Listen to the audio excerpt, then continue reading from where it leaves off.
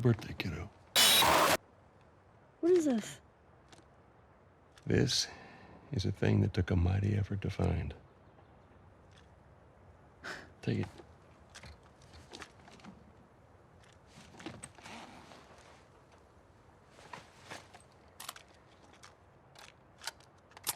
The Last of Us Part 2 is an unconventional love story that dissects the human emotional psyche through its incredible characters.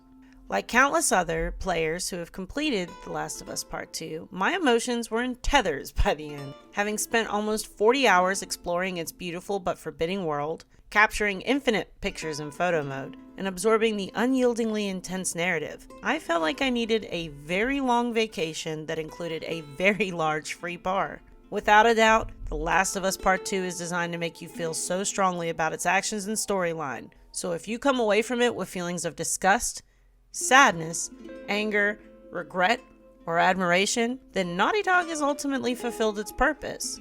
There are no heroes or villains in Part 2, and no one truly wins. But what I did discover, beneath the rage and revenge, is that love is the anchor in which those intense feelings have grown from. So in essence, The Last of Us Part 2 is at its core an unconventional love story about the things that you will do because of it. I would be lying if I said that I didn't have an intense dislike towards Abby when that scene happened with Joel. Initially, I felt sick, and then angry, and then a feeling that I hadn't quite counted on, and that was wanting to understand Abby's actions. What could possibly drive someone to act out a horrendous crime like this? At the time, Abby was someone I had absolutely no backstory or context on, other than that she belonged to the WLF and she was out for Joel's blood. Instead of taking Abby's actions as, "This is a bad person, I hate her and want her dead," I wanted to know what warranted this profound fury, and further along, I got my answer. Abby's emotional anchor in The Last of Us Part 2 is love. The adoration she had for her father died at the hands of Joel. Without this initial feeling, Abby would have never taken her journey, nor would it have produced her deep-seated response of rage and revenge. It was easy for me to apply empathy once I found out what spurred on Abby's motivation. Here was a young woman who had witnessed the demise of her father, a brilliant doctor whose passion for love and humanity drove him to want to do good things, but this was cut short by Joel's desire to keep the one thing he loved as well. From that, Abby built her entire love for her father around retribution and the flip side of that love coin, obsession. Neil Druckmann from Naughty Dog said, "The Last of Us was built around love and Part 2 was built around hate," but I don't agree with that at all. The Last of Us Part 2 shows us, in my opinion, the lengths we go for love. What actions will drive us toward, and in the end, is revenge worth losing love for? This analogy can also be reproduced with Joel. I've listened to many people discuss what Joel did at the end of The Last of Us with Ellie was an unforgivable act of selfishness, and in part, they are absolutely correct. But what some people tend to forget about Joel is that he is a flawed person, just like the rest of the characters, and also us, the players. When Joel lost his daughter, Sarah, the whole world fell apart. He struggled with living and essentially lost his purpose, and that was until he met Ellie. Ellie gave Joel that unconditional love of what being a father was back again, and in his mind, he would move heaven and earth to never lose it again. The idea that another daughter could be ripped from his life again sent Joel over the edge, so he made the only decision he could, and that was to take Ellie away to protect her at all costs, even at the cost of humanity. Let me go.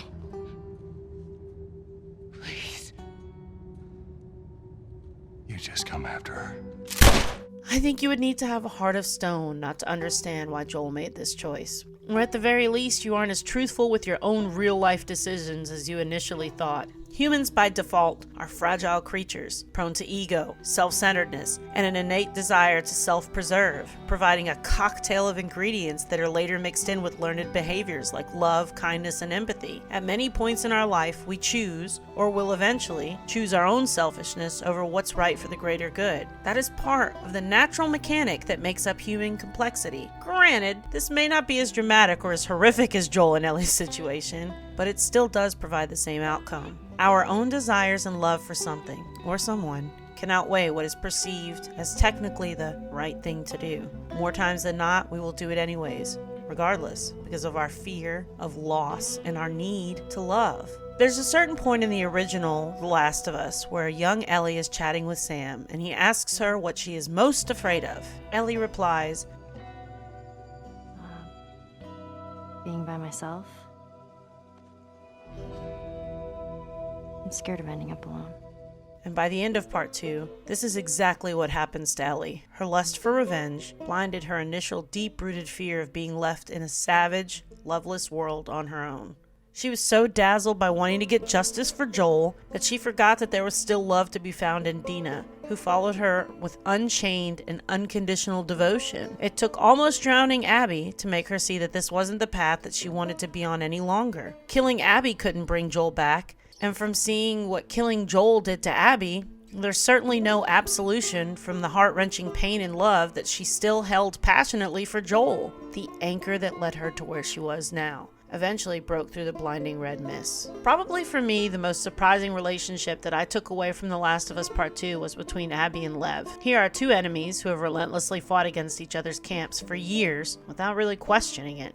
We soon find out that Lev has led a very sheltered life. His naivety and innocence are mostly down to the harsh and regimented environment of devout Seraphites.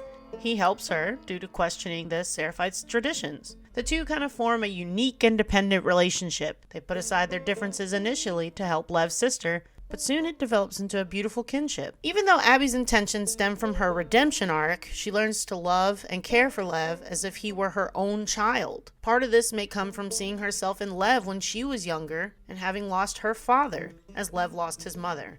As much as The Last of Us Part 2 surrounds itself in the never-ending cycle of violence through its narrative and gameplay, I believe that Naughty Dog left it up to the players to find out what the true, real message of this sequel was. For me, it couldn't have been any clearer than how love was at the core of almost every action of its characters, and how it then drove people to do unquestionable acts. It showed that at times there are many complexities and ugly faces to what we know of love, and that anyone who has ever acquired it will know that it's not solely butterflies and rainbows. It's brutal, frightening, lonely, and painful. And without it, I truly believe The Last of Us Part 2 would not have existed, nor would it have had such an impactful response not only to the characters, but to the players as well.